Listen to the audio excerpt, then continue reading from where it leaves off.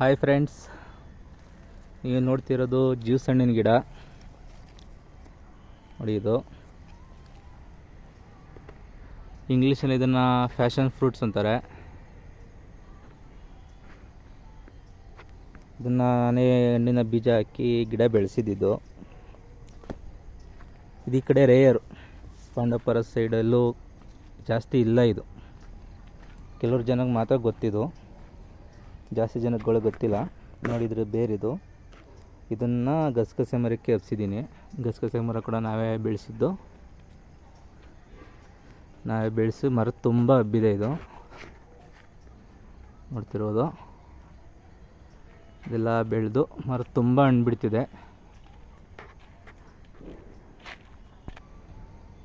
ಮತ್ತು ಈ ಮರದ ಹಣ್ಣು ಬಂದು ಈ ರೀತಿಯಾಗಿರುತ್ತೆ ಗಿಡದಲ್ಲಿ. ಗೊತ್ತಿರ್ಬೋದು, ಇದಿನ್ನು ಚಿಕ್ಕದು, ಇನ್ನೂ ದಪ್ಪ ಸೈಜ್ ಬರುತ್ತೆ. ಅಲ್ಲಿ ನೋಡಿ, ತುಂಬ ಹಣ್ಣು ಬಿಡುತ್ತೆ ಒಂದು ಮರದಲ್ಲಿ. ಹಣ್ಣಿನ ಒಳಗಡೆ ಬಂದು ಈ ರೀತಿ ಇರುತ್ತೆ. ತುಂಬ ಜನ ನೋಡಿರ್ತೀರ, ಜಾಸ್ತಿ ಜನಕ್ಕೆ ಇದು ಗೊತ್ತಿರಲ್ಲ.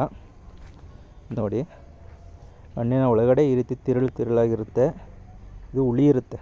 ಸಕ್ಕರೆ ಮತ್ತು ಉಪ್ಪನ್ನು ಹಾಕ್ಕೊಂಡು ತಿನ್ಬೋದು, ತುಂಬ ಚೆನ್ನಾಗಿರುತ್ತೆ. ಪೂರ್ತಿ ಹಣ್ಣು ನೋಡೋಕ್ಕೆ ಈ ರೀತಿಯಾಗಿರುತ್ತೆ.